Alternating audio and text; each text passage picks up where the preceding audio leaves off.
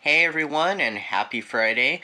I'm just having a little breakfast and reading some more of The Ring. Okay, it is Saturday, April 15th, and I did get a little bit of reading yesterday done. Not as much as I thought since we went out of town. I probably should have taken some footage of that, but my bad. Things didn't go quite to plan, but oh well. So we're going on a little journey here, and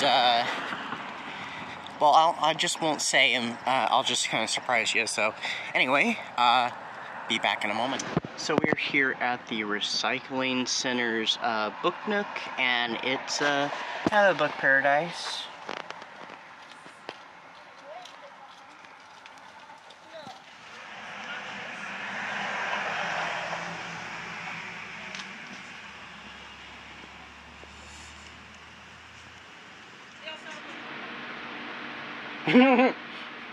If you have time to panic, start looking.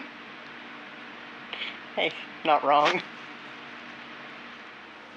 Okay, we're in the second reading sprint for today, and I finished The Ring Volume 1, and I'm starting The Ring Volume 2, but I'm also starting to cook supper, so I'm not sure I'm getting much reading done during the second hour of sprinting, but we'll see. So, Ring Volume 2.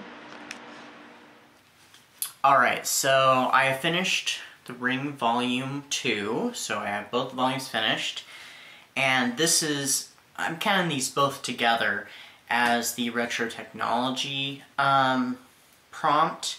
So Ring 1 is based off of the film Ringu, and for the most part it pretty much follows it. It's, you know, it has been cut down to tighten it a little bit, but also I think it has some slight changes made to it, and maybe some, you know, additional little pieces. So it was just enough difference that it wasn't like a full-on novelization or manga-ization.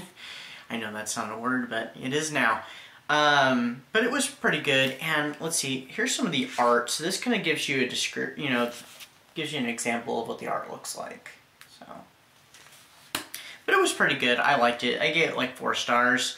Then Volume 2, which I, you know, read the entire thing tonight.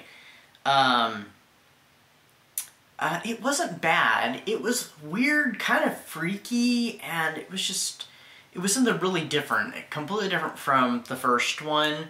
And from what I understand, it is based off of Ringu 2, which is the alternate sequel to Ringu, because the first one was Razin or Spiral, and I guess it didn't do so well, but anyway.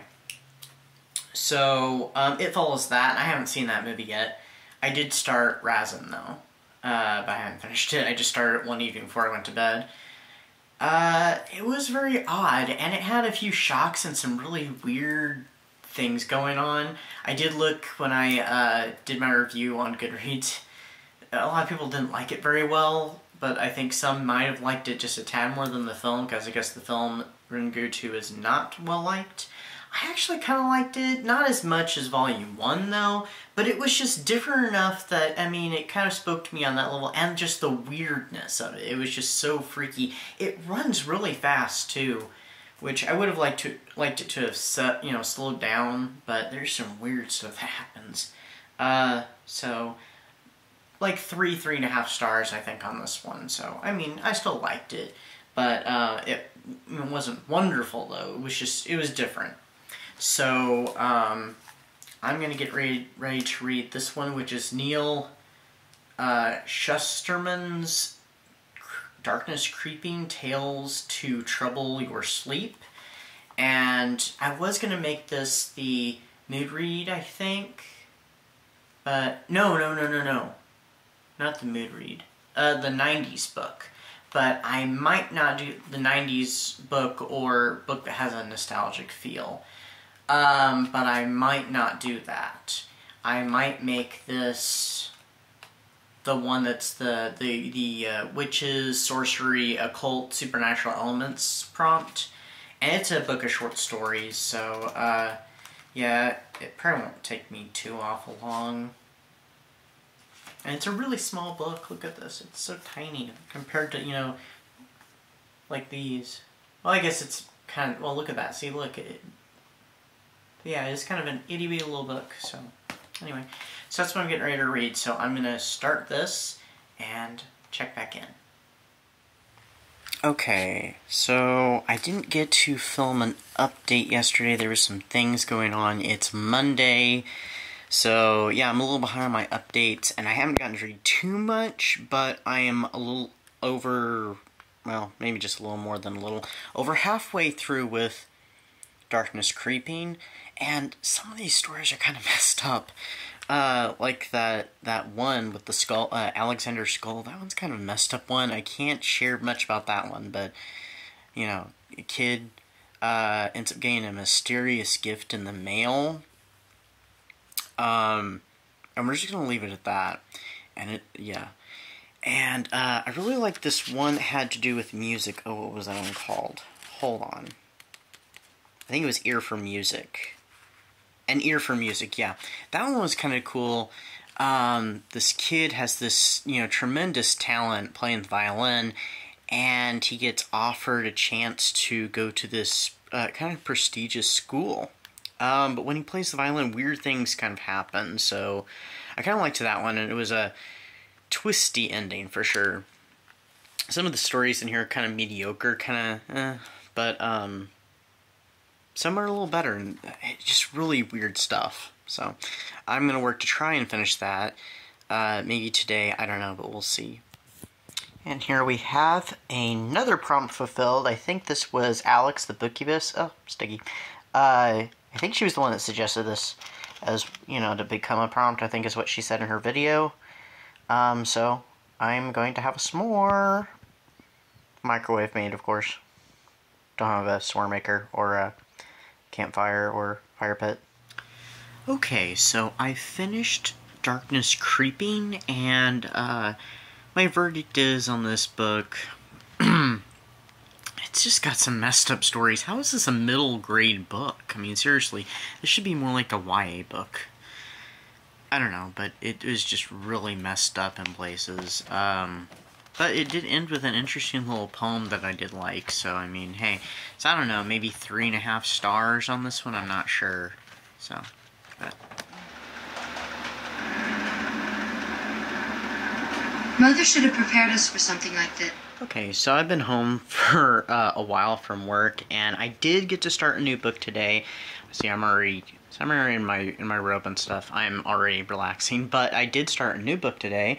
It's called All on a Winter's Day, and I've only gotten like one page read of it, but it's already a little bizarre. So it's a point horror book, so this will fit the point prompt.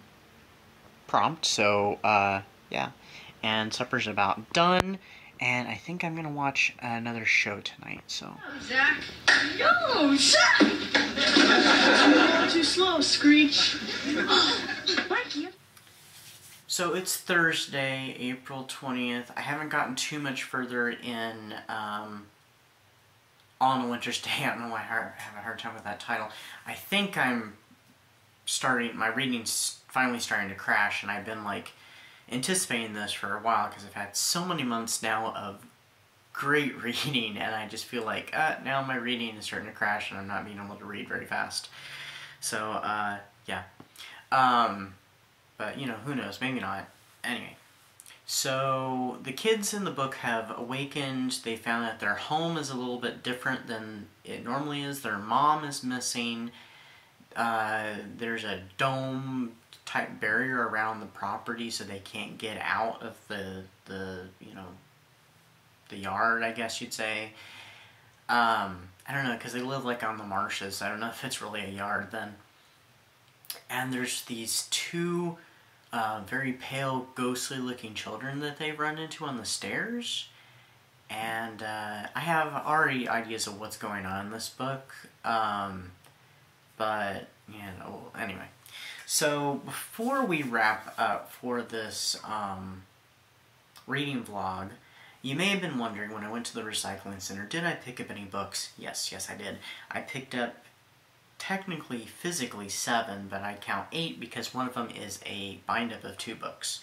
So let's take a look. There's a little bit of gothic romance. There's some horror in here, and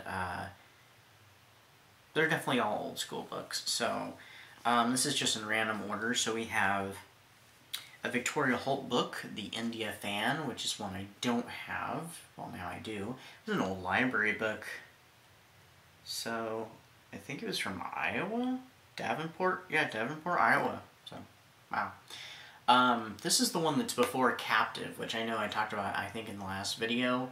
So I think this might be like Victoria Holt's first bodice ripper gothic. So, yeah.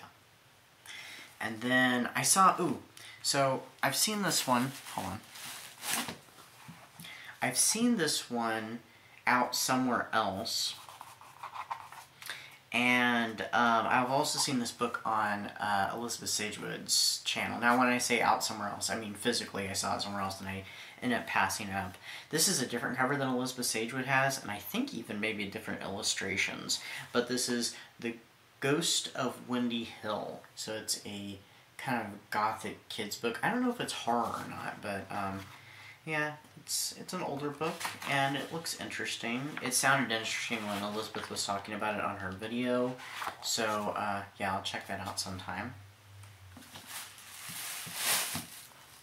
And then, here's the bind-up. So this is, I have a few Susan Howitch books. I always hesitate when I say her. I've heard of April's Grave before, but never Call in the Night, so these were both some gothics I could not pass up. And it has kind of an interesting little bind-up cover. So. Then I found this, and I didn't even realize what it was till after I picked it up, and it said an Ace Gothic in the corner. I guess it said it in the spine too. I just didn't notice it. I just saw Mallory's look and I pulled it. I was like, ooh, a Gothic romance, and it's an Ace. Ace first in Gothic. So yeah, I had to pick that up. Not a very Gothic-y title, but it sounds interesting. So this was actually the last book I picked up, and the name R.L. Stine just jumped off the shelf at me, and it's a point horror one. This is a later release of it, and it is The Boyfriend by R.L. Stine. So, and it does say point on the side. It says point thriller, but you know, a lot of horror books in the 90s were rebranded as thrillers. So. I also picked this one up, which is Sea Jade. It's a Phyllis A. Whitney one. Could not resist. Interesting cover there. So, I'm definitely gaining quite a Phyllis A. Whitney collection here. And then the last one is another Phyllis A. Whitney one. I think this might be the first one I picked up. I don't know which one was the first one I picked up, but this was one of the first couple. And this was Woman Without a Past. It's one of her later ones from the early 90s. And yeah, I really need to be reading more of her books because I have now a bunch of them and haven't read many of them. So, and they're on my Kindle and on my physical library. So anyway, that is what I've got for you. I will be starting to film probably tomorrow, depending upon how far I get in the book and whatever I choose next to read, so we'll see. Anyway, stay safe, stay spooky, and I'll see you guys for week 4. And I'll see you next time. Bye-bye.